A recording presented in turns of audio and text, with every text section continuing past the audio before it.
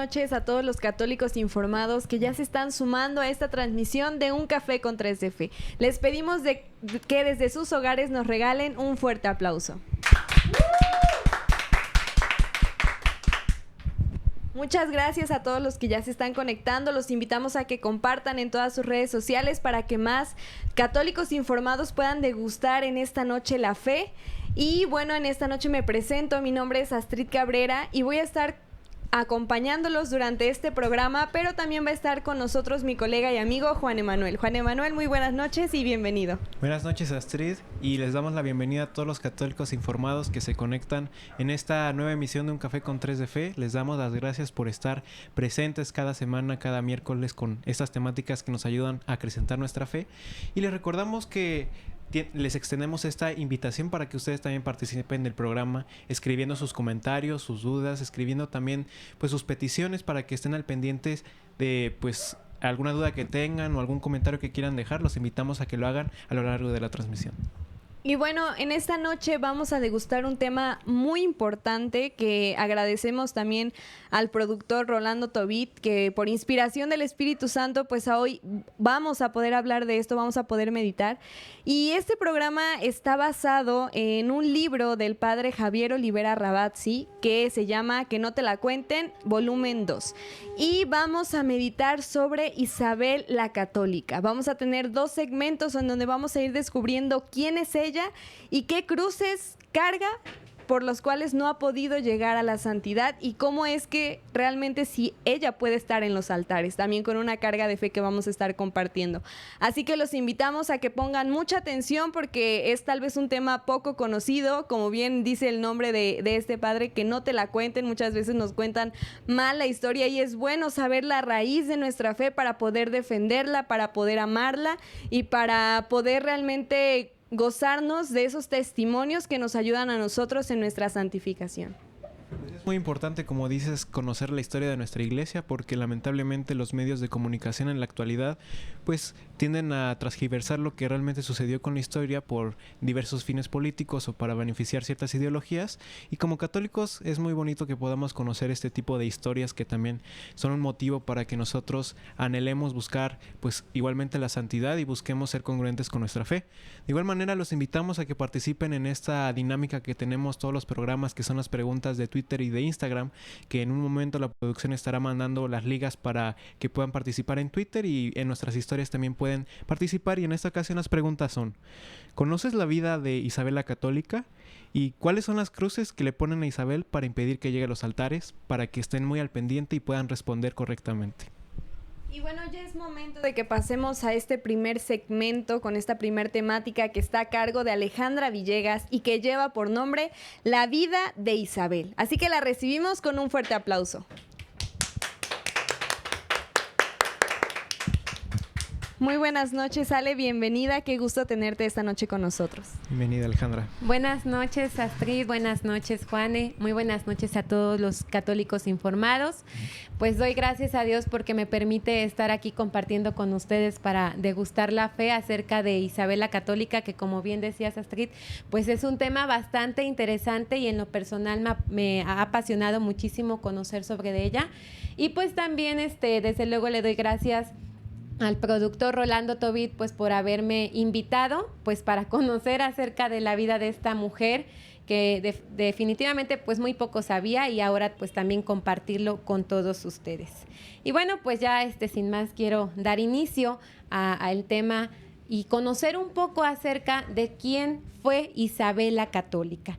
Para ello quiero comenzar leyendo textualmente una cita del beato Juan de Palafox y Mendoza que dice lo siguiente: cuando las leí, las cartas de Isabel la Católica, refiriéndose a ello, hice concepto de que eran tan parecidos estos dos naturales entendimientos y espíritus de la señora reina y Santa Teresa, que me pareció que si la santa hubiera sido reina, fuera otra católica doña Isabel, y si esta esclarecida princesa fuese religiosa, fuera otra Santa Teresa.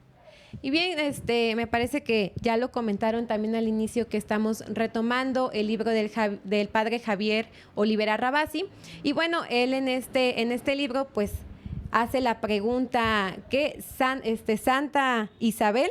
Y dice, pues sí, o sea, él explica que ciertamente quizás él con este apelativo pudo haber exagerado al llamarlo santa, pero bueno, dice, quizás si lo vemos más a fondo, pues podemos descubrir que el apelativo de santa hacia Isabel la Católica, pues no realmente es tan fuerte o tan malo, por así llamarla, o tan extremo a referirnos hacia ella.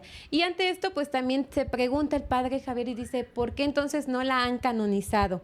Y dice, bueno, recordemos también que en su momento, cuando a San Juan Pablo II todavía no lo hacían santo, pues muchos ya se referían a él como el santo súbito desde la plaza de San Pedro. Entonces, pues que no está tan lejano el que también a Isabel la Católica, pues en algún momento se le refiera como santa, porque pueden también así pues sí considerarla como una santa.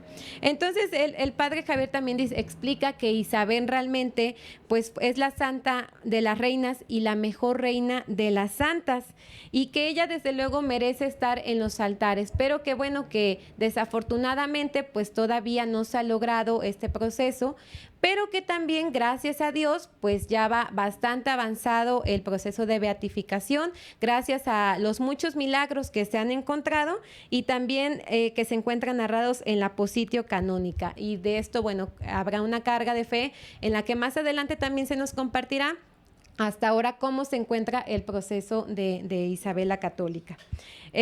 Bueno, sin duda la vida también de Isabel la Católica fue bastante silenciada y en otros momentos también llegó a ser calumniada, y esto derivado pues de la ideología antipanista imperante. Y sin embargo, a pesar de todo esto, se refieren a Isabel la Católica como una mujer laica, una mujer madre y gobernante, que sin duda alguna hoy muchos españoles desconocen su historia, pero que también otros conocen como otra historia de ella, porque así se han cargado también pues parte de la historia a cambiar mucho de lo que ha enriquecido realmente la vida de esta mujer. Sin embargo, bueno, aquí pues vamos a compartir acerca de su vida, y ya más adelante también ustedes nos compartirán algunas de sus cruces que ella también pues tuvo la oportunidad de vivir. Isabel la Católica fue la única reina cristiana que con el tiempo realmente se le ha considerado llamarla y reconocerla como la católica. Y se dice que ella contaba con apenas 11 años cuando fue entregada bajo la potestad de su hermanastro Enrique IV. También se dice y se conoce que el ambiente en el que gobernaba Enrique IV pues era bastante tenebroso, escandaloso y bastante frío, porque él era una persona endeble y pues también tenía muy poco carácter y generalmente gustaba de las cosas mundanas y desde luego pues muy poco de las cosas santas. En Europa, Enrique IV era conocido como Enrique el Impotente, esto debido pues a su aparente incapacidad de engendrar una familia. A pesar de que él, bueno, era también conocido como una persona que se declaraba cristiano y también asistía a misa, pues no faltaban que sus malas compañías, y él tenía una cierta preferencia también por los moros, por los judíos y por los cristianos renegados, y recordamos que pues estas personas que participaban de estos grupos pues estaban en contra de la fe cristiana, de la fe católica como tal. En algunos momentos también la corte se refería a él como cuando él solía salir a pasear o solía ir a comer, se referían como una persona con muy malas costumbres que profería blasfemias y narraba también algunas que otras bromas obscenas en contra de la iglesia, de los santos, de la Virgen y desde luego también de la Eucaristía. Sin duda lo que mayor le caracterizaba a Enrique IV era su falta de tino, su falta de saber gobernar, porque realmente pues no gobernaba en plenitud y ni lo hacía realmente tenía un gran descuido por todo lo que era el gobierno de Castilla y por tanto esto pues lo fue llevando también al gobierno como tal a estar en una bancarrota y a una disolución ya más adelante. En todo este contexto es como Isabel se desarrolla desde su infancia, desde su pequeñez, pues quedando en potestad de su hermanastro. Sin embargo, bueno, desde niña ella en tiempo cuando todavía estaba con su mamá, pues ella desde pequeña empieza a tener el anhelo de querer estudiar, de querer prepararse y entonces Isabel de Avís, quien era su madre, pues en Arévalo le va enseñando la primera educación, entonces ella la va recibiendo y pues desde luego vivió también sufrimientos, vivió una vida de piedad que la fue acercando más y más a Dios. Ella sabía también y tenía muy claro que en algún momento pues iba a ser también pues nombrada reina de Castilla.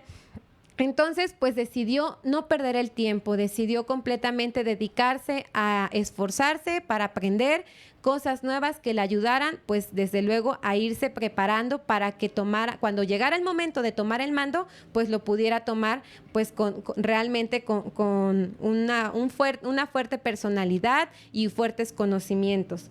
Por ello ella en Segovia pues ejercitó la caballería, la equitación, la caza e incluso también se dice que aprendió a defenderse con armas. Se dice también que aprendió las primeras letras en Arévalo y se dice que no es tan descabellado que haya aprendido un poco de griego y un poco de latín, porque también de acuerdo a la época, pues esto era muy común y desde luego pues también de acuerdo pues a la parte de la familia en la que ella pues era reconocida por ser también parte de un reinado, pues desde luego esto no le faltaba tenerlo pues a la mano en este sentido de preparación. Además estudió retórica, poesía, pintura e historia. Y para ejercitarse manualmente, ella bordaba algunos ornamentos e ilustraba también algunos manuscritos iluminados. Hasta la actualidad se conoce que en la Catedral de Granada se conserva un misal decorado por ella misma. Se inició también en los estudios en filosofía y esto la orilló a conocer un poco más de Aristóteles y también de Santo Tomás de Aquino. Su corazón era muy inquieto, muy preparado, muy gustoso también de conocer, era muy ambicionado también por quererse preparar en todo y también heredó un gusto por las canciones populares y este gusto lo heredó de sus padres. Este gusto la llevó a conocer acerca de los romances y del heroísmo también de sus antepasados del Islam o de las invasiones extranjeras y al final esto la derivó también a tener un gusto por los libros de caballería. Y por todas las cruzadas que defendían los católicos y ella también pues se quería desde luego interesar. Y todo esto ella lo fue logrando desde su pequeñez hasta su adolescencia, a pesar de la negligencia de su hermanastro, de su abandono total, del descuido total en el que él la dejó, pero ella aún así siempre teniendo en su corazón esa inquietud y ese anhelo de querer seguir adelante y de querer conocer más. Esto fue una pincelada, por así decirlo, de su vida exterior, ¿no? Cómo es que ella se desarrollaba en ese ambiente, en su forma de ser. Pero ahora adentrémonos un poco en cómo era Isabel la Católica interiormente. Se dice que ella poseía una belleza singular. Era elegante, era alta, era rubia y tenía unos ojos azul verdosos. Podríamos decir que era una mujer pues en toda la extensión de la palabra, ¿no? Realmente era una bella dama y pues desde luego pues también por su belleza pues no escapaba pues de ningún hombre de que ellos la pudieran ver, la pudieran pues observar, pretender y pues sin embargo a pesar de todo esto de que ella sabía también de que poseía esta belleza y de que la podían pretender y todo esto, ella siempre guardaba un recato singular. Ante este recato que ella guardaba y que la caracterizaba también ante esa pureza, ese pudor, esa castidad que ella la caracterizaba, uno de sus biógrafos, Fray Valentín de San José, dice que ni un pie desnudo le había visto nadie, a pesar de que pues siendo tan bella, siendo tan hermosa, pues entonces, a pesar de esto, pues la pureza en ella no era un obstáculo, ¿no? En su vida. Y pues también el padre Javier se refiere a esto, que ninguno de sus enemigos, porque a través de la historia ha tenido muchísimos enemigos, pues nunca la van a atacar en este punto de su castidad, de su pureza, porque era una mujer simplemente bella y encumbrada. Sobre esta gran admiración que la caracterizaba, un gran admirador que ella tenía, Pedro Mártir de Anglería, su capellán, dice, y quizás también pues el padre Javier lo explica así, que quizás con un poco de exageración, dice lo siguiente: fuera de la Virgen Madre de Dios, ¿quién otra podréis señalarme entre las que la Iglesia venera en el catálogo de las santas? Que la supere en la piedad, en la pureza y en la castidad. Fue en toda su virtud ejemplo de castidad, más aún pudiera bien decirse que era la castidad misma. Y eso pues desde luego también la diferenciaba de muchos gobiernos que había, muchos reinados que había en esa época, y hasta pues la actualidad también, porque muchos pues se basan de eso para sacar ventaja en muchos otros ámbitos. Como bien decías, esta Astrid, pues su hermosura, pues obviamente ella la tenía muy presente y ella fue avanzando, pasó la etapa de la niñez, pasó la etapa de la adolescencia, hasta que llegó pues a una edad ya más madura, en donde pues ya era normal que ella tuviera pretendientes, que ella tuviera ciertas personas pues que le demostraran pues su cariño, su gusto, ¿no? Que su admiración también en muchos otros momentos. Y entonces, pues bueno, naturalmente ante esto, su hermanastro Enrique IV, pues ya tenía por allí también algo preparado, ¿no? Tenía alguien con una persona, un rey también, a quien dársela, pues porque ya él estaba haciendo como algunos convenios, ya había quedado apalabrado, ya había pues había también ahí como algo que a él desde luego pues lo invitaba a tener este convenio con cierta persona, pues para que los reinos pues siguieran. Desde luego era también pues con una finalidad para el feudo del reino, no era objetivamente pues económica, político, y mantener una estabilidad en Castilla. Pero ante esto, pues Isabel siempre fue clara que ella no quería casarse solo más que con el que ella eligiera. Y entonces, pues vamos a ver ahorita, pues más adelante, si así ocurrió o si no, porque como ya les decía, pues hubo ya ahí un pretendiente con el cual el hermanastro pues ya había palabrado todo. Entonces, más adelante se da a conocer este personaje, Pedro Girón, y él era un hombre pues muy, muy cruel, muy malvado. Era un hombre pues que ya tenía también la alianza pues con el hermanastro de Isabel la Católica, y pues ya tenía otras intenciones. Incluso se dice que él decía con sus compañeros y todo eso, sus amistades, que hablaba ya de lo fuerte que se sentía, del ego que sentía al saber que iba a ser él el que iba a quitarle la virginidad a Isabel la Católica. Entonces, pues él lo contaba pues con muchísimo ego, muchísima pues alegría, altanería, ¿no? Porque sabía que él era pues el elegido. Su mala fama, pues también de que era también un falso converso, obviamente todo esto, lo que él era y lo que él implicaba en su persona, pues desde luego llegó a los oídos de Isabel la Católica, y bueno, ella ante todo esto recurre a su hermanastro, le ruega para que pues no llevara a cabo este compromiso, pero pues fue en vano, porque su hermanastro realmente ni siquiera pues lo consideró ni lo tomó en cuenta. Al contrario, le dijo que ya las cosas pues ya estaban hechas, ¿no? Entonces, pues ante toda esta situación que ella vive, ella recurre pues al Dios supremo, al Rey del cielo, y cuando ella se dice que se encuentra en una habitación sola, ella inclina la cabeza, angustiada pues por todo esto que estaba pasando, y sabía perfectamente que solamente Dios tenía el poder de la vida y también pues el poder de la muerte. Entonces vio con sus ojos hacia él, y hacia él mismo le imploraba su auxilio. Se dice también que en esta habitación pasó 3 días en ayuno y 3 días de rodillas rogándole a Dios y mirando un crucifijo, pues para que realmente orándole y para que no permitiera que esto pues realmente llegara a su fin. Y ella repetía con un corazón puro y entre una y otra lágrimas esta oración: Dios mío misericordioso, Salvador, no dejéis que me entreguen a semejante hombre, haced que él o yo muramos. Y pues bueno, yo les decía, ¿y qué creen que pasó? ¿Se casó o no se casó? Pues finalmente Dios escuchó sus súplicas y no se casó. Pocos días después se sabe que Pedro Girón pues murió de amigdalitis.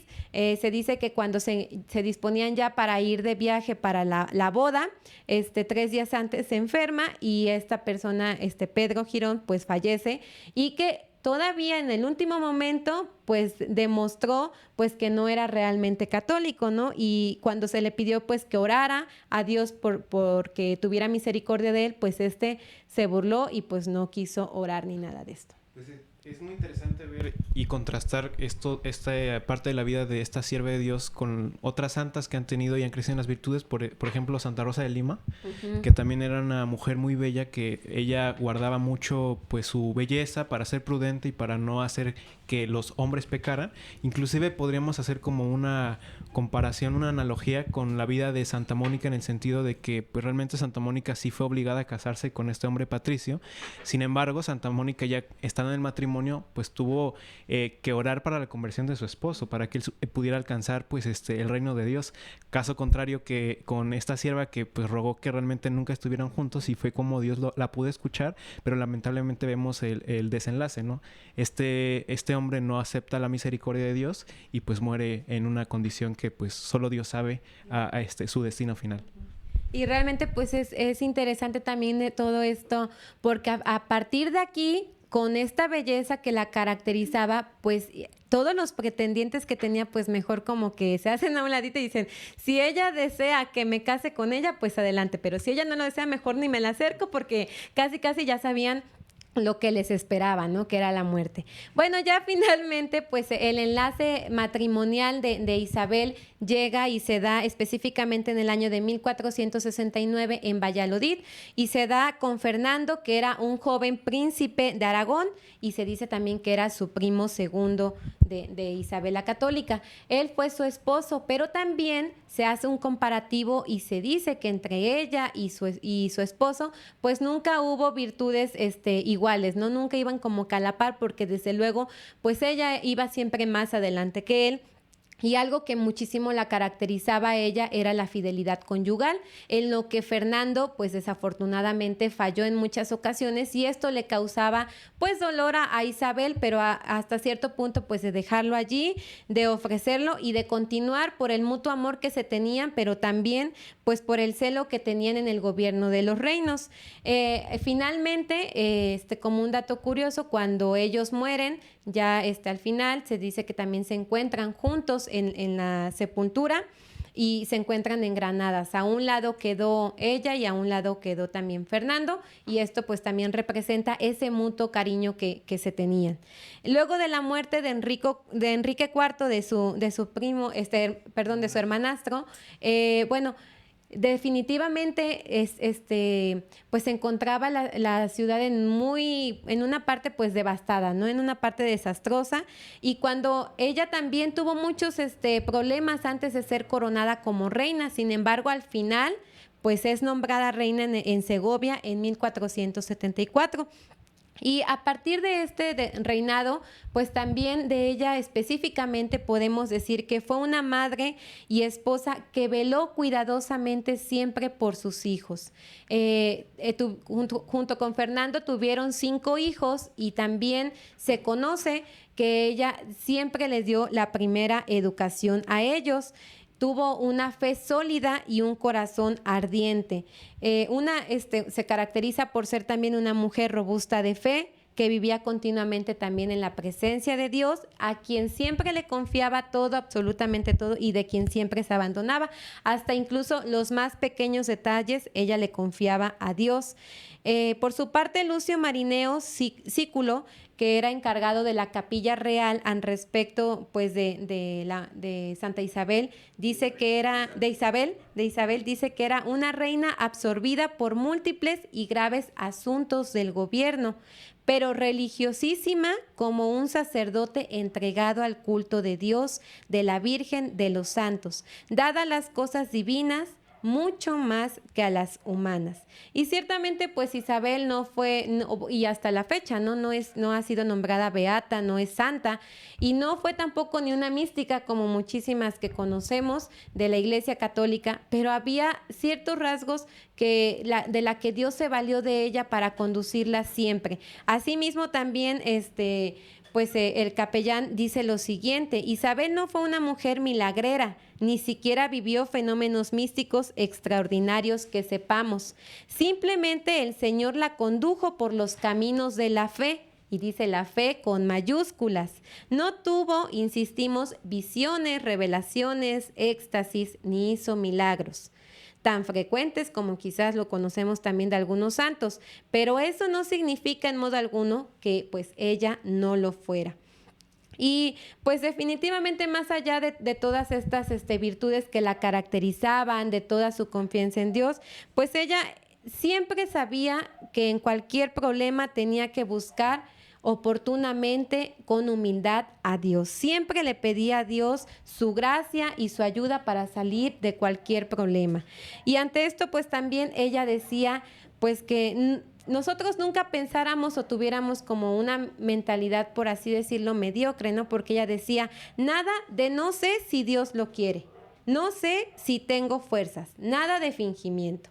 Ella lo que hacía era orar y después accionar.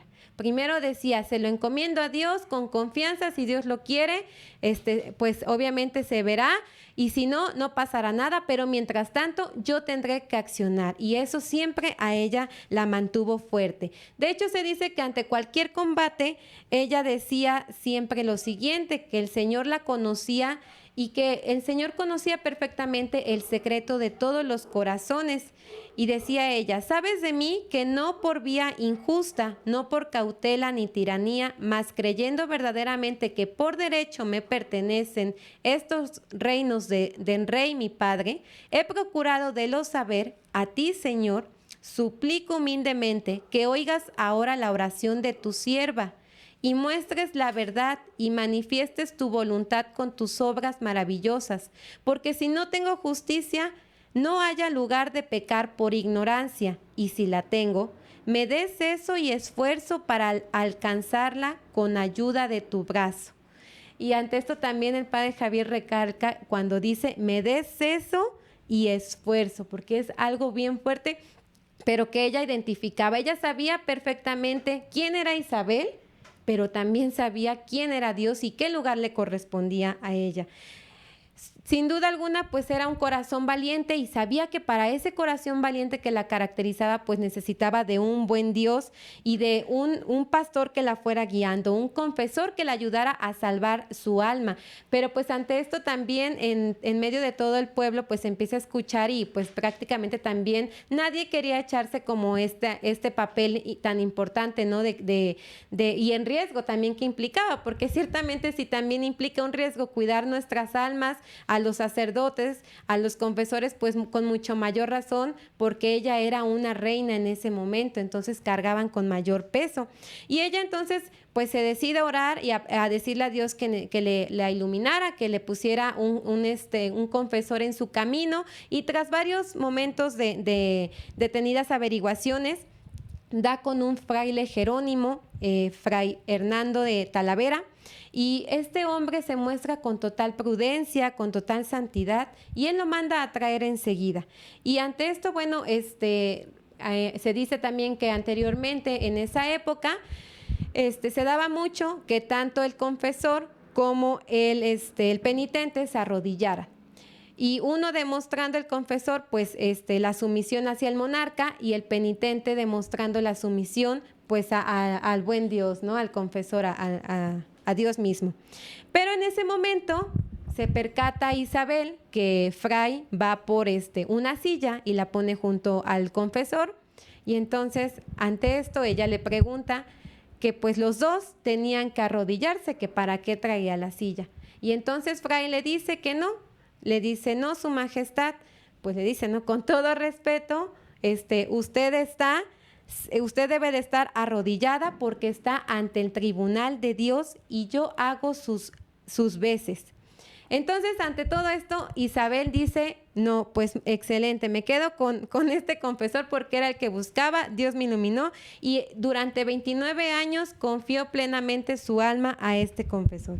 Más adelante, bueno, se explica también que Isabel, desde luego, pues tuvo un reinado en donde pues faltaba obviamente también la justicia, porque como ya lo decía su hermanastro, pues despilfarró, lo dejó en muy mal estado. Sin embargo, pues ella le tocó mucho emplear pues la justicia, realmente emplear ciertas habilidades también extras, pero pues también ella siempre sabía que confiada a Dios y actuando realmente en prontitud y en verdad y desde luego con la justicia, pues iba a salir adelante. Hay una oración que no quisiera dejar pasar de largo, a la cual ella siempre, bueno, dice una pía-rima castellana, era en como ella la recordaban en su forma de orar, y entonces pues hoy quiero también compartirla y no dejarla pasar porque realmente me pareció muy bonita y muy, muy importante y que se le atribuye a ella. Y la oración dice así: tengo miedo, Señor, de tener miedo y no saber luchar. Tengo miedo, Señor, de tener miedo y poderte negar. Yo te pido, Señor, que en tu grandeza no te olvides de mí y me des con tu amor la fortaleza para morir por ti. Ella más adelante siempre demostró su pasión por la cultura, después por la literatura también, por la misma imprenta. Se dice que logró sacar la traducción en la gramática castellana, así como el primer diccionario de la lengua, con apoyos obviamente y negociaciones que hizo dentro de su reinado. Y pues como ya les decía, la justicia, pues también obviamente le tocarían a ella.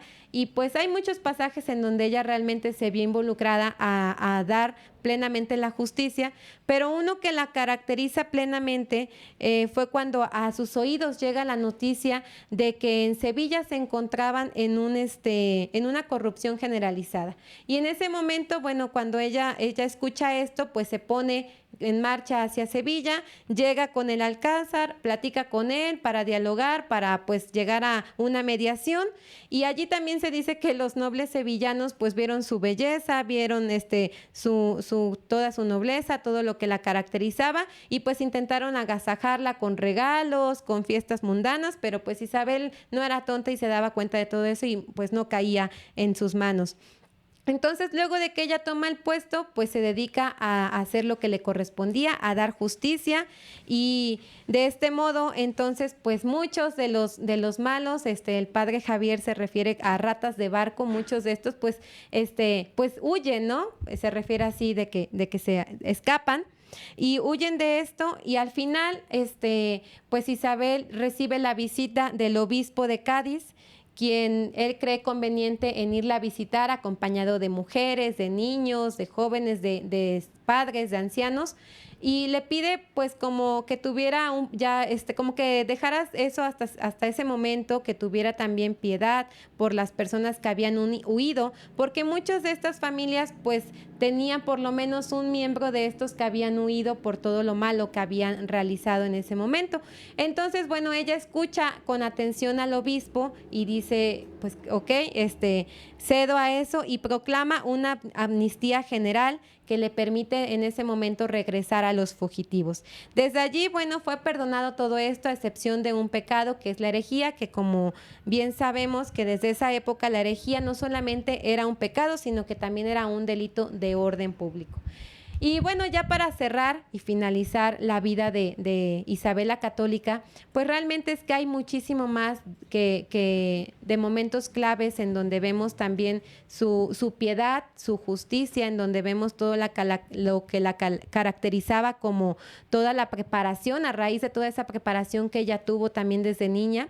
Pero también vemos esa entrega y fidelidad a Dios, esa confianza en cualquier combate, en cualquier momento. Y a pesar de todo esto, pues vemos cómo también muchos han, pues quizás cambiado, ¿no? Parte de su historia, parte de su vida.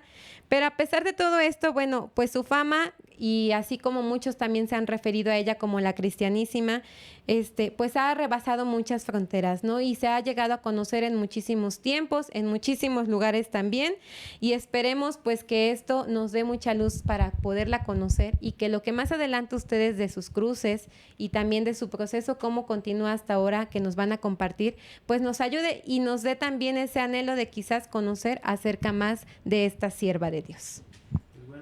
Te agradecemos por compartirnos esta historia tan interesante para que también nosotros como católicos conozcamos un poco más de nuestra historia, y pues también oremos por la causa de beatificación de esta sierva de Dios, porque pues bien como lo dices, quizás muchos la pintan con muchas partes obscuras, muchos no revelan la luz que representa pues la vida y las aportaciones que tuvo a la iglesia, pero sin embargo pues podemos ver a lo largo de lo que nos compartiste que fue una mujer virtuosa que buscó la santidad.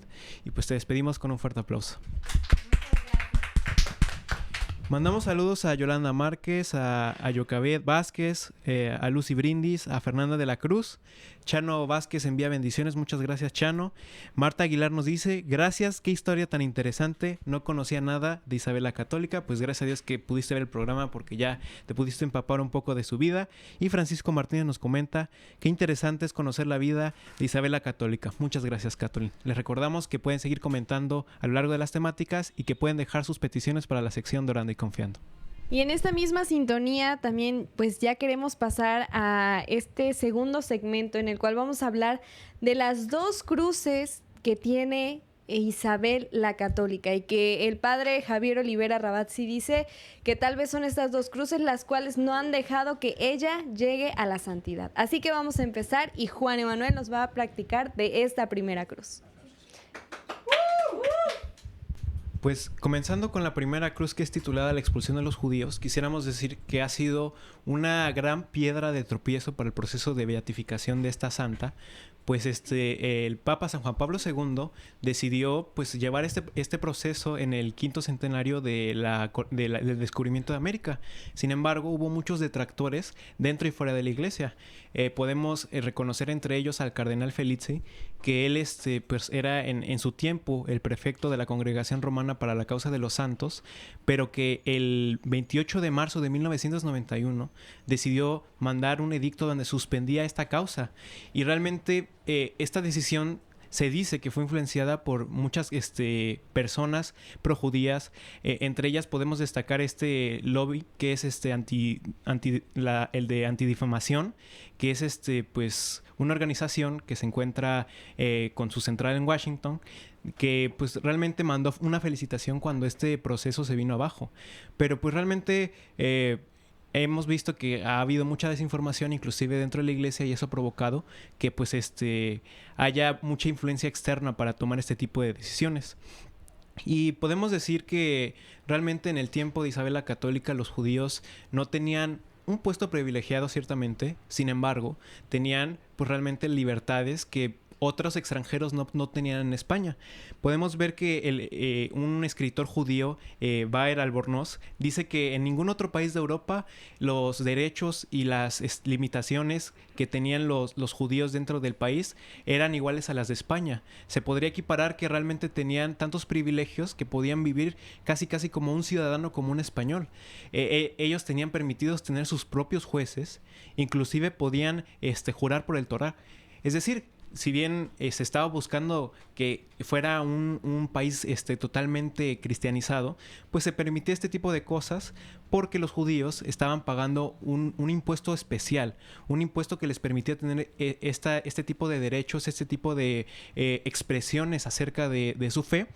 Y pues realmente eso con el paso del tiempo fue provocando el descontento de la gente española, de la gente cristiana, porque había ciertos casos de injusticia debido a que pues por el hecho de que ellos pagaban este tributo y este impuesto especial, pues podían hacer otro tipo de cosas. Realmente también podemos ver que los judíos tenían mucha libertad económica, tenían ese poder negociar sin tantas trabas como lo era para otros extranjeros en España, y entre otras cuestiones que los favorecían.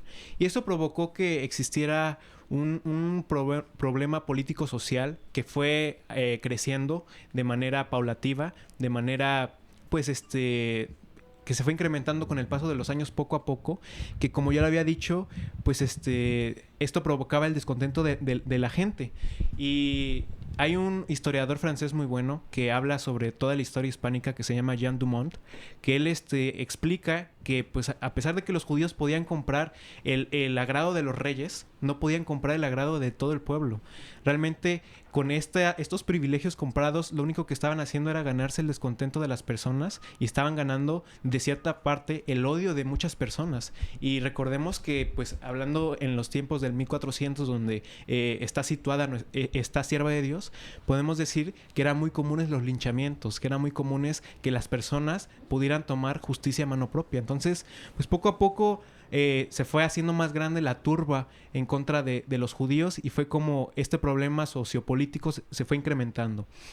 En 1491, cuando Isabel y Fernando estaban intentando la rendición en Granada, pasó un acontecimiento que se podría decir que es decisivo para que ella tomara esta decisión, para que ella diera a conocer este edicto, que es que 6 judíos conversos y 2 judíos que pues realmente seguían en la fe, tomaron a un joven en la guardia en Toledo, a un niño de 4 años, para pues realmente torturarlo y posteriormente hacer una sátira, que para ellos es hacer una sátira de la crucifixión de nuestro Señor Jesucristo en Semana Santa. Es decir, mataron a un niño para crucificarlo y así burlarse de la fe cristiana. Y de este modo, pues también se cuenta que tomaron el corazón del pequeño para hacer maleficios en contra de la fe cristiana. Y no era la primera vez que sucedía algo así. También años atrás se podría decir que había personas que eran alborotadores dentro de la fe judía, en un caso del rabino Salomón Pico, que hizo algo muy parecido. Es decir, que realmente ya tenían antecedentes que hacía que la gente tuviera coraje y que quisiera levantarse en armas en contra de los judíos, que quisieran pues hacer estos comunes linchamientos de la época. Y es ahí cuando realmente la iglesia considera a este niño como un santo, que lo considera como el santo niño de la guardia, y hubo muchos detractores, porque realmente lo que no querían era que hubiera una justificación por la cual Isabel tomara esta decisión, y decían que realmente este niño nunca había existido, que realmente era una invención de la iglesia para justificar los actos que consideraban pues inapropiados por parte de la reina católica. Y es ahí cuando un historiador muy bueno, que es el padre Fita, hace una documentación muy buena y se encarga de difundir que realmente hay cuestiones históricas, hay actas de la corte cuando fueron condenados a muerte estas personas por tan semejante atrocidad, y realmente hasta la fecha no hay historiador serio, historiador con trayectoria que contradiga pues este acontecimiento. Y realmente pues este acontecimiento fue la gota que derrama el vaso y hace que toman la decisión que pues realmente ellos habían intentado años atrás hacer entender a los judíos que pues debían de comportarse, que no por el hecho de pagar un tributo podían hacer lo que se les antojara, con la predicación, haciendo que algunos tuvieran ciertos cargos públicos, con algunas inquisiciones que hubo dentro de España, pero no lograron nada. Realmente parecía que en vez de ir avanzando iban retrocediendo. Y es cuando Isabel, el 31 de marzo de 1492, firma un edicto junto con el rey, que decía que todos los judíos que no aceptaran la fe cristiana debían exiliarse de España y tenían hasta el 1 de julio de ese mismo año para hacerlo. Y pues realmente si nos ponemos a pensar, esta decisión no es muy controversial porque nosotros, por ejemplo, tenemos como vecinos Estados Unidos. ¿Y qué pasa? Si nosotros somos personas indocumentadas que no tienen papeles o permisos de poder residir dentro de Estados Unidos, pues evidentemente vamos a obtener únicamente la deportación. Y es básicamente era eso. Ellos no podían pues residir en España y tenían que realmente buscar otro lugar para vivir. Y pues la medida podría parecer dura, pero era necesaria. Realmente si nos ponemos a pensar y reconocemos el contexto y somos objetivos, podemos decir que les estaban haciendo un favor a los judíos porque no estaba a nada de sublevarse el pueblo español en contra de ellos. la sierva Isabel, lo único que quería era proteger su vida. Y es ahí cuando pues les permite que puedan salir con sus posesiones. Únicamente no les permitía salir ni con oro ni con plata. Se les sugería hacer una letra de cambio para que pues al lugar que llegaran pudieran obtener sus bienes. Pero pues realmente podemos ver que no fue el primer país que lo hizo. En 1290 Inglaterra ya había tomado esta decisión. Entre los años de 1348 y 1375 Alemania ya lo había tomado. Y en 1306 Francia. Se podría decir que España fue el último país del continente europeo que tomó esta decisión. Y muchos historiadores lo critican, diciendo que tardaron muchísimo en actuar.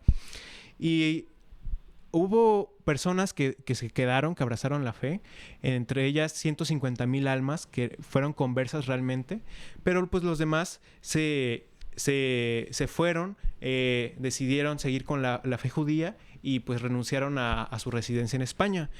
Y lejos de pensar que fue una medida pues antipopular o basada en la pasión, la Universidad de París, que era una universidad muy importante en la época y que sigue siendo, reconoce esta decisión y decide otorgarles el título de los católicos a los reyes de España, porque realmente fue una decisión muy inteligente. Realmente podría parecer y podríamos decir que fue una decisión basada en el amor, en decir, pues yo ya no puedo contener más a mi pueblo que está enojado en contra de la raza judía. Yo ya no puedo contener más a las personas que poco a poco están haciendo sublevaciones en contra de las personas que profesan esta fe. Entonces, pues de alguna manera, como yo ya no tengo el control de contener toda esa furia, pues tengo que tomar este tipo de decisiones. Y es así como se le reconoce como la católica. Inclusive el Papa Alejandro VI también lo reconoce en la bula Sicum Venit, donde también lo reconoce como los reyes católicos. Y el mismo postulador de la beatificación de Isabel la Católica, el padre Anastasio Gutiérrez, comenta, y voy a citar textualmente lo que dice: está muy razonado y resuma todo el sentimiento profundo de la humanidad y el dolor por la necesidad del mismo y un empeño evidente de justificarlo ante la historia. Y pues ante la expulsión que hubo y ante los conversos que se quedaron dentro de España, podemos encontrar que hubo una riqueza para la iglesia.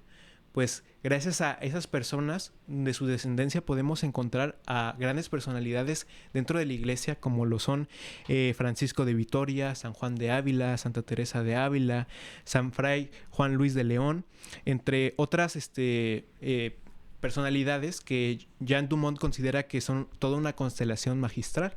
Y ya para finalizar esta primera cruz, que es la expulsión de los judíos, quisiera citar esta obra de Jean Dumont que habla sobre la hispanidad, sobre toda esta época, que dice que podremos resumir toda esta cruz en 3 preguntas. La primera de ellas es que si tenían el derecho, moralmente hablando, de expulsar a los judíos de España.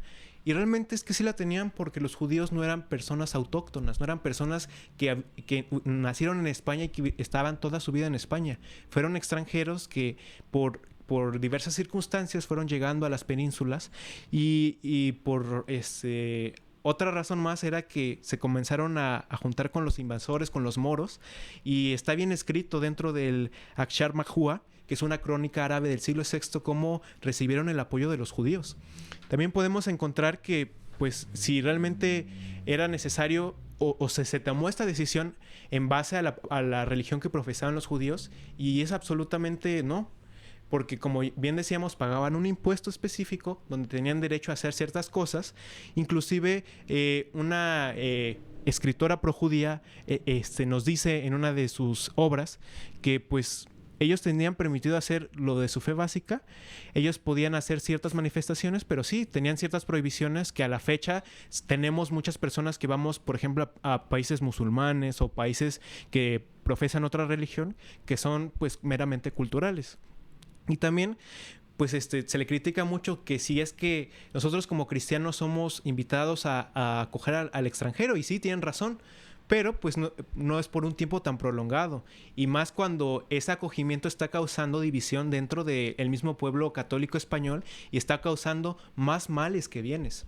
Y finalmente, si pensaban que la expulsión de los judíos era una operación meramente económica, pues realmente la corona española perdió el 5% de todos los impuestos que recibía porque era una población muy extensa, y toda esta operación, todo este edicto, toda esta logística que se llevó a cabo para que se hiciera una expulsión, por así llamarlo, que se hiciera una evacuación ordenada, llevó que la corona española tuviera que desembolsar mucho dinero para que se hiciera en la paz y para que de este modo pues nadie saliera herido.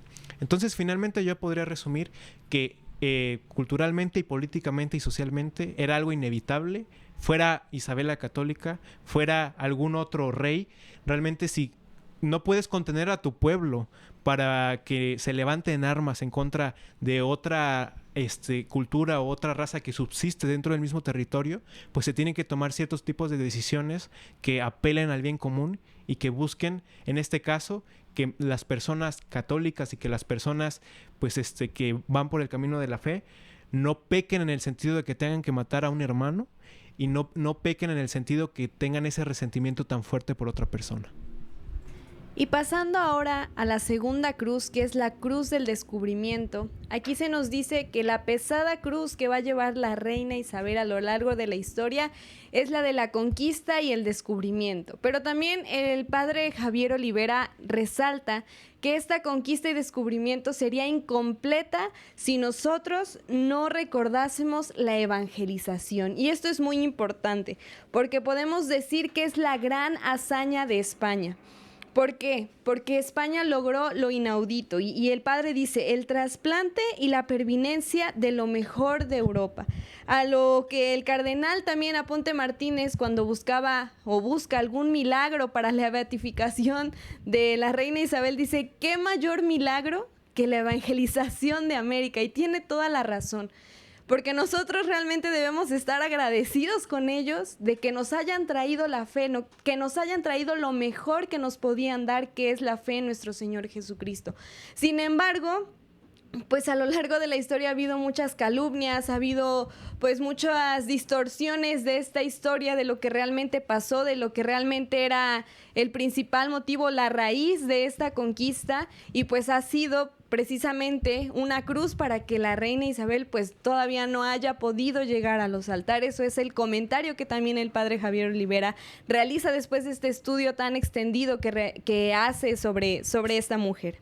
Y bueno, haciendo un pequeño recuento, también el padre Alfredo Sainz dice que es muy probable que la primera impresión de los reyes que tuvieran sobre Colón, pues fuese que era un hombre con una personalidad muy desequilibrada, que tenía aires de grandeza, que tenía, sí, mucha tenacidad, pero también mucha fantasía. Entonces, cuando Colón les planteaba esta posibilidad de ir a descubrir, de ir a conquistar, pues realmente ellos lo rechazaron. De hecho, lo rechazaron 3 veces. ¿Por qué? Porque también él quería grandes recompensas, quería grandes títulos, vamos, se veía también el ego que Colón tenía sobre esta situación. Sin embargo, pues llega el momento en el que pues Colón realmente lo quiere hacer e insiste, y cuando le preguntan que cómo es que él va a llegar a esas tierras, él contestaba, estoy seguro de ello porque nuestro Señor me ha dicho que las encontraré para propagar la nueva de su pasión y su muerte. Y sí, tal vez en su corazón había otros tintes, había otras cosas. Sin embargo, les digo, pues por esta otra inclinación que tenía, pues fue rechazado 3 veces. Sin embargo, en la última vez, la reina lo manda a llamar y le dice que quiere hacer una renegociación para que él pueda aceptar estos títulos que él pedía, pero que también pudiera ir a conquistar esas tierras con el fin de llevar la evangelización.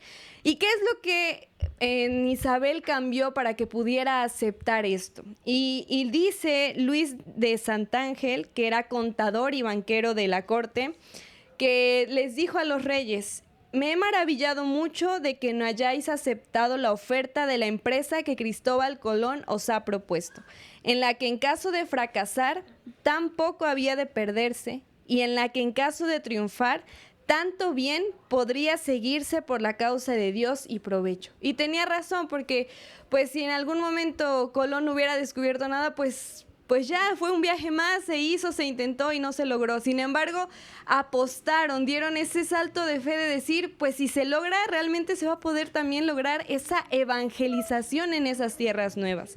Entonces, ese fue el motivo por el cual la reina fue movida para poder aceptar esta propuesta.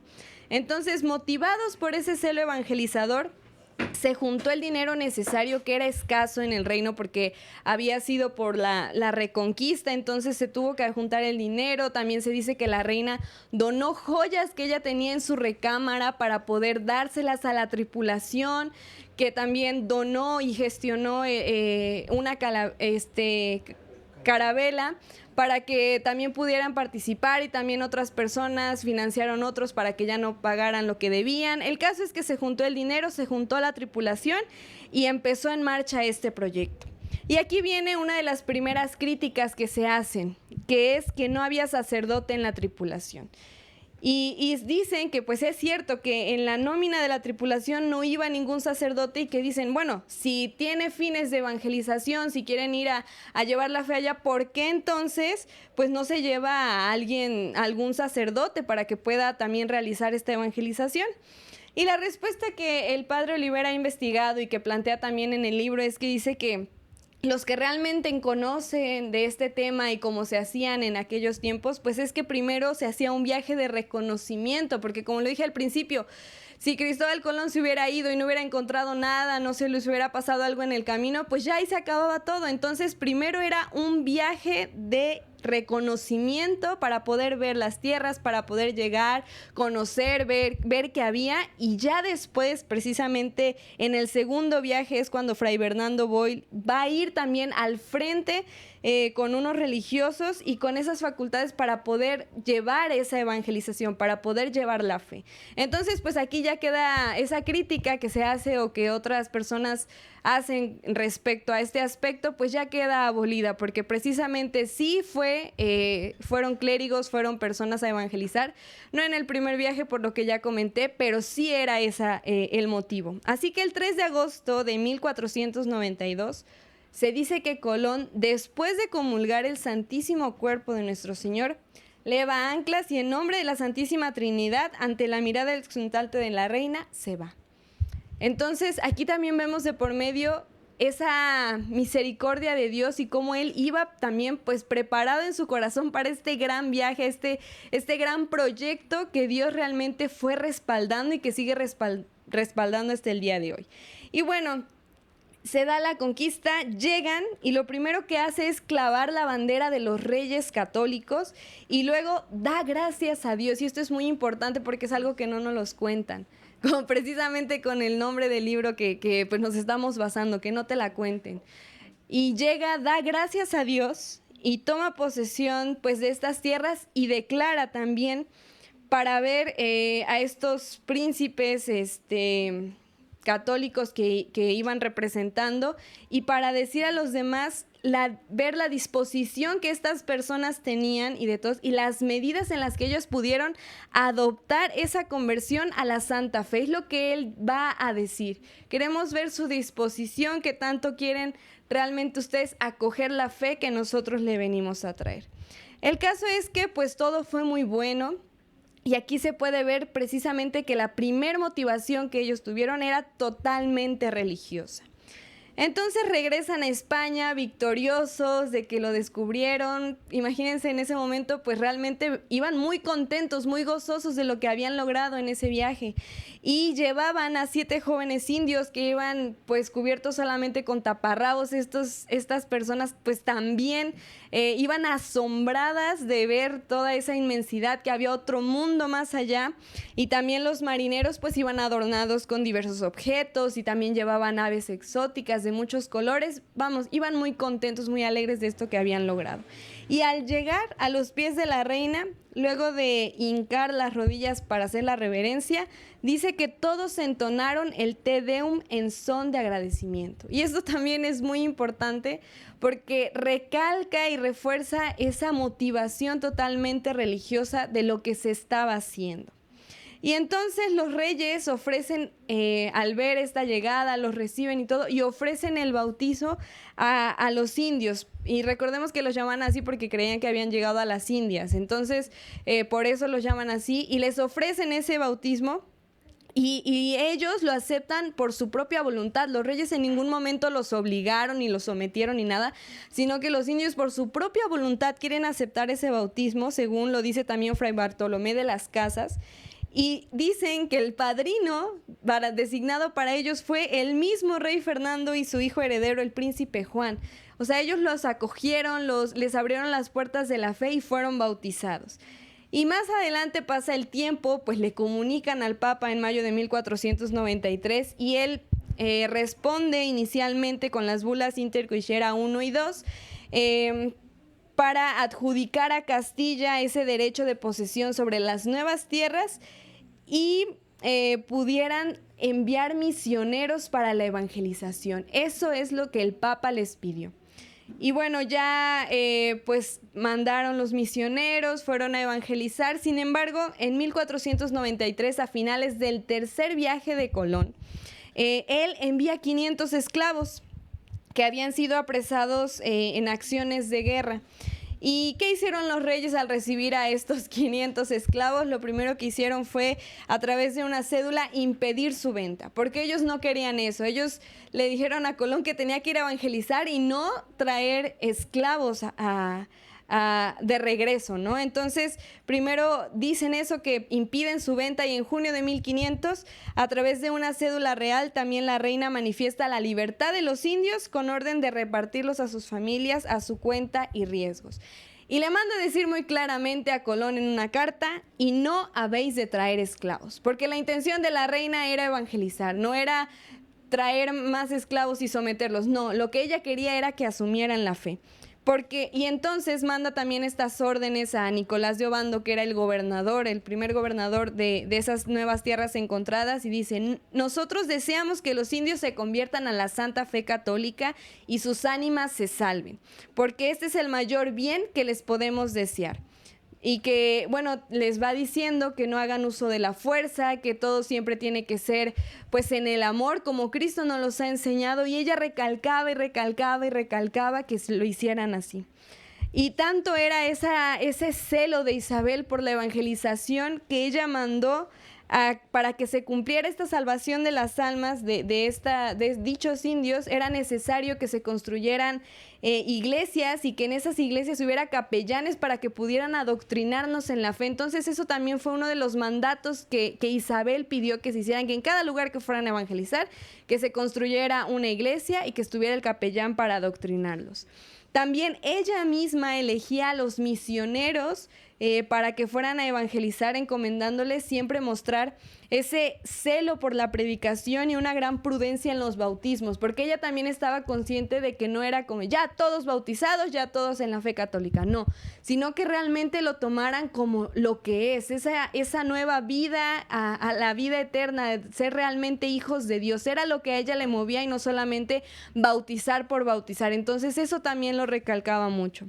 Y finalmente, cuando pues va pasando el tiempo, ella va envejeciendo y encarga a la princesa, que era su hija, y a su marido, que sigan con esta encomienda, porque era el principal fin y de su reinado, esa evangelización en las Américas. Y les dice en su carta, en su testamento, que lo hagan con mucha diligencia y que no consientan ni dé lugar a que los indios reciban algún agravio, pues algún maltrato, sino que realmente pudieran ir acogiendo bien la fe.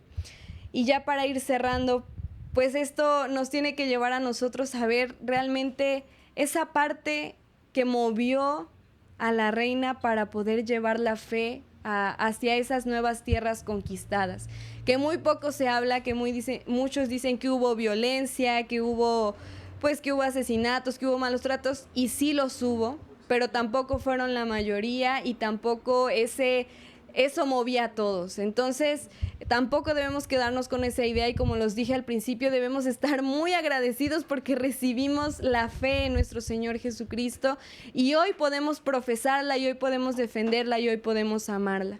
Y a manera de conclusión con estas dos cruces, pues lo que nos queda a nosotros es orar para esta causa de beatificación, para que si Dios así lo quiere, pues también ella pueda llegar a los altares, para que sea también un ejemplo de nosotros de cómo pues debemos también ser hombres y mujeres. El padre Javier Olivera dice bravos, tenemos que ser así, tenemos que defender, debemos ponernos las pilas. Y en lo que nos toca, si sea en la política, si sea en la vocación que Dios te ha dado, pero defender a nuestro Señor, porque quiere amigos fieles, quiere amigos que den su vida por Él, que se desgasten, y dar la vida por Él no significa solamente morir por Él, sino que durante toda tu vida vayas desgastando todo lo que tienes, todo lo que eres, para poder evangelizar, para poder llevar a Jesús a los demás. Entonces esto es lo que hoy Isabel la Católica me ha dejado en el corazón, nos ha dejado en el corazón, y queremos que también ustedes la conozcan y pues sigamos rezando para que podamos ser esas mujeres también santas, capaces de generar grandes empresas para Dios, porque para eso estamos, para la edificación del reino. Y hoy Jesús nos llama a ser sus amigos fieles y fuertes, así que hay que animarnos a darle esa respuesta como lo hizo esta gran mujer, y poder algún día, si Dios así lo permite, verla en los altares. Así que terminamos esta temática con un fuerte aplauso.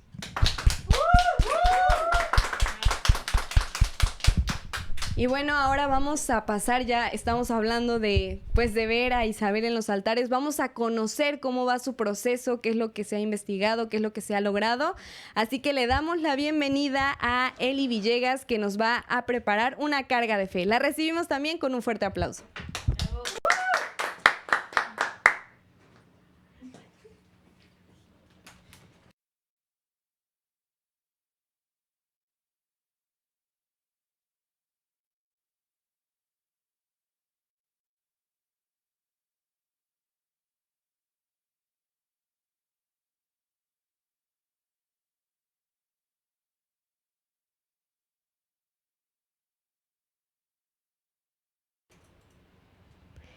¿Sabes cuáles son las razones por las cuales Isabel la Católica no ha sido canonizada?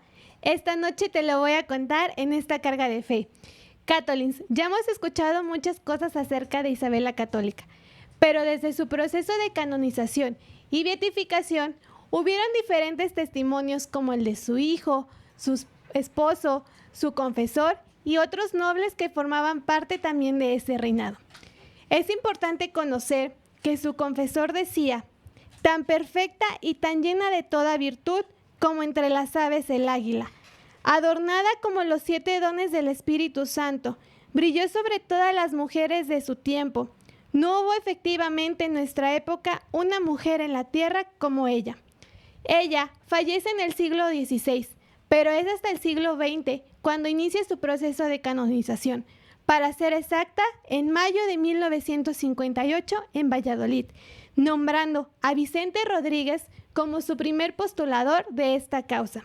Se dice que hay un motivo burocrático por el cual no se logró que Isabel llegara a los altares, y este era que necesitaban arreglar todos los documentos de su reinado. Se han examinado más de 11,000 documentos para que Isabel llegue a ser beatificada, pero solamente han sido aceptados 3,170 documentos, de los cuales están archivados en 27 tomos. En 1972 es cuando Isabel logra empezar su proceso canónico, pero en 1974 es cuando es nombrada sierva de Dios. Transcurre largo tiempo y llegamos a 1990. Aquí ya iba a ser elogiada por los consultores en la sección histórica de la Congregación para la Causa de los Santos, pero deciden parar este proceso. Y ahorita te voy a contar por qué, Catolín. Más tarde, en 1991, es cuando el obispo de Valladolid envía una carta para impulsar este proceso, pero no recibe ninguna respuesta. 2 años más tarde, el presidente episcopal español envía una nueva carta con esta misma finalidad. Sin embargo, tampoco obtiene respuesta. Es por eso que se envían más de 22,000 cartas para que Isabel sea beatificada, para así, un año más tarde, recibir una carta en la que decía que era conveniente que se tomara un tiempo para reflexionar la vida de Isabel la Católica. Es hasta 1997 cuando se reitera esta petición y el arzobispo de Valladolid le envía una carta al Papa San Juan Pablo II, el cual me voy a permitir leer textualmente y dice así: ruego a su santidad que sea considerada las razones por las que se llevó la suspensión de esta causa.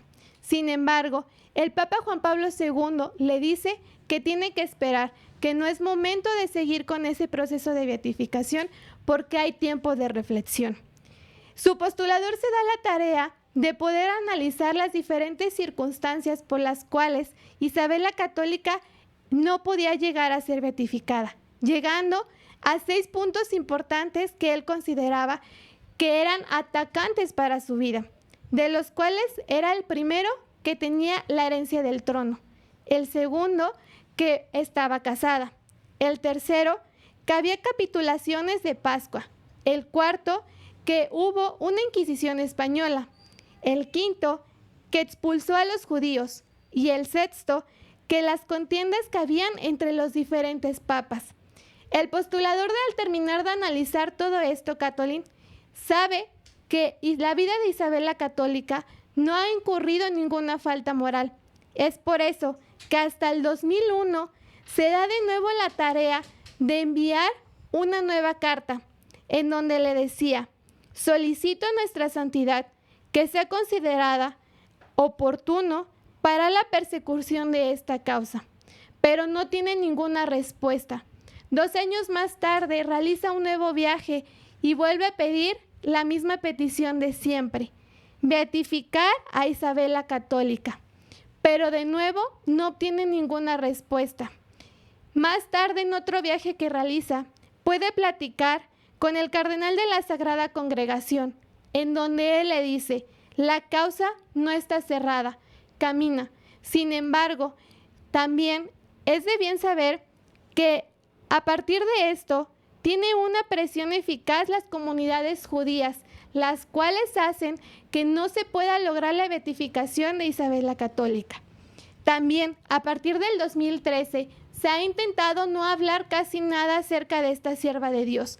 ¿Para qué? Para que no podamos llegar a que ella sea beatificada. Es por eso, Catolín, que en la siguiente sección de Orando y Confiando, pero también en nuestra vida diaria, te quiero pedir y me quiero también pedir que podamos pedir por esta sierva de Dios que es Isabel la Católica, para que pronto pueda ser beatificada, pero también por todos los demás siervos de Dios que no han sido logrado ser beatificados. Dios te bendiga.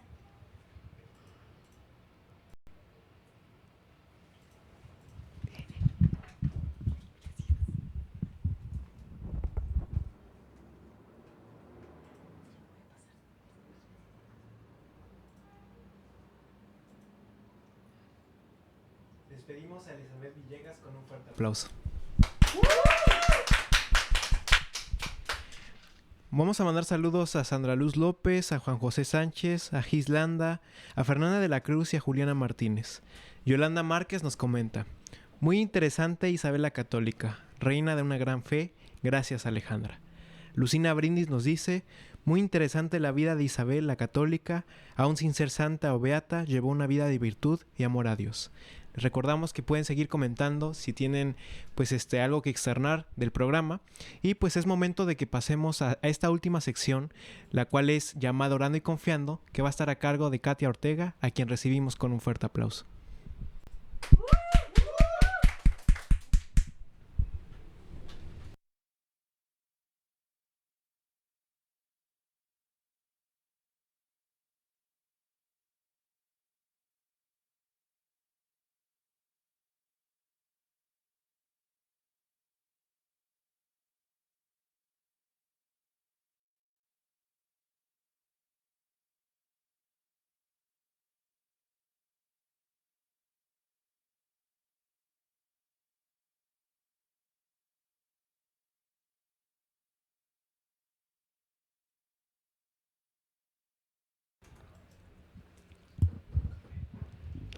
Buenas noches, Catolín. Los invito a que juntos nos pongamos en las manos de Dios, diciendo en el nombre del Padre, del Hijo, del Espíritu Santo.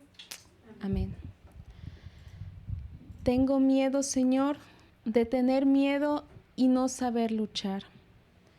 Tengo miedo, Señor, de tener miedo y poderte negar. Te pido, Señor, que en tu grandeza te acuerdes de mí y que con tu amor me des la fortaleza para poder morir por ti. Buenas noches, Señor.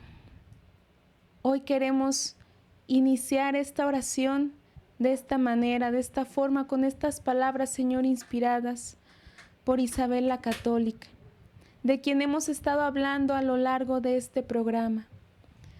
Señor, en esta noche queremos encomendar en tus benditas manos la pronta beatificación de esta sierva de Dios. Que la luz de tu Santo Espíritu pueda, si es tu voluntad, acelerar este proceso, y de tantos siervos, Señor, que se desconocen, pero que han tenido una vida llena de virtud, llena de gracia, llena de amor y fe a ti. Es por ello, Señor, que también queremos encomendar en esta noche nuestros procesos de santidad. De todos los que estamos, Señor, aquí presentes en este estudio de Catolín, y por todas aquellas personas que nos están sintonizando y que tienen ese anhelo y deseo de ser santos. Ayúdanos en nuestros procesos, tú sabes cómo estamos, sabes qué tan firmes nos encontramos. Hoy queremos que nos des la valentía, Señor, para tomar decisiones firmes. A veces quizá puedan ser difíciles, Señor, y puedan ser criticadas a los ojos del mundo, pero puede que a los tuyos, Señor, sean agradables. Por eso hoy te pedimos, Señor, que nos des la valentía y el amor suficiente hacia ti para que podamos dar un paso más, Señor, y entregarnos más por ti. Como lo decía esta oración al inicio, y me des la fortaleza para poder morir por ti. Y son palabras fuertes, Señor, pero que se pueden ir trabajando en lo pequeño. Ayúdame a morir por ti, Señor, en mi pereza, en mi rebeldía, en tantos defectos, Señor, que tú conoces de mi persona que me impiden ser santo. Danos, Señor, la fortaleza para que aún en situaciones difíciles, Señor, podamos seguir acudiendo a ti. Señor, a veces tenemos miedo de no saber cómo actuar ante las situaciones que vivimos, no sabemos cómo luchar en algunas ocasiones. Ayúdanos, Señor, para vencer nuestros miedos. Danos la fortaleza para no negarte, Señor. Tenemos miedo de negarte. Ayúdanos a ser firmes, Señor, a decirle no al pecado. Especialmente, Señor, en aquellos pecados que tú sabes que a veces están más a la puerta, Señor. Ayúdanos, Señora, con valentía a rechazar el pecado y pedir tu amor y tu fortaleza. Espíritu Santo, quédate con nosotros en esta noche. Danos de tu amor, danos de tu paz, danos de las virtudes que infundiste también sobre Isabel la Católica, y con su ejemplo en esta noche, con su vida y con sus cruces, podamos abrazarlas y tomarlas también, para que en nuestro estilo de vida y en nuestra esencia, nuestra persona, podamos, Señor, decirte que sí y abrazar, Señor, las cruces pequeñas o grandes que tú presentas. Ayúdanos, Señor. Ayúdanos a decir con una total seguridad que nos fiamos de ti, Señor. En ti confío, en ti queremos confiar, Señor. En esta noche también queremos encomendar a todos los católicos que han estado enviándonos sus intenciones. Queremos pedirte, María Santísima, tu intercesión para que tú acojas estas intenciones y las lleves hasta los brazos de tu Hijo Jesucristo, porque a ti, Madre, nada puede negarte tu Hijo que tanto te ama. Te pedimos para que Dios ilumine la vida de Cele Morales y pueda encontrar el camino correcto para permanecer firme ante el Señor. Te pedimos también por el aniversario matrimonial número 48 de Pascual y Reina. Te pedimos por la salud de Frangeli Magaña Díaz, por el eterno descanso de Inés Miseli, Eloísa Corrales, Miguel Hernández, Jorge Velasco Quiñones, y por la señora Laura Delgado González y la fortaleza a su familia. Te pedimos también por las almas del purgatorio. Te pedimos por las personas, Señor, que aún no encuentran un trabajo. Y te pedimos, Señor, sobre todo que nos sigas dando la fe, Señor. Tal vez no podrás darnos todo lo que te pedimos en esta noche. Tal vez sea tu voluntad, pero tal vez no. Pero lo que sí te pedimos, Señor, nos des, y sea nuestra intención principal de cada día, es que nos des la fe, Señor. Bendito seas. En tus manos encomendamos esta noche. Te damos las gracias y te decimos, Señor, ayúdame a no tener miedo. Gloria a Dios. En el nombre del Padre, del Hijo y del Espíritu Santo. Amén.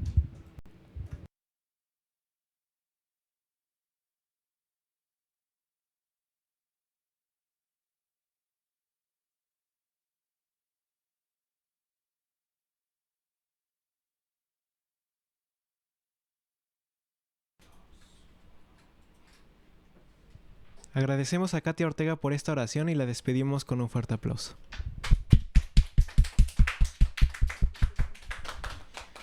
Finalmente quisiera compartirle estos comentarios que nos comparte Rolando Tobit, un tema complejo.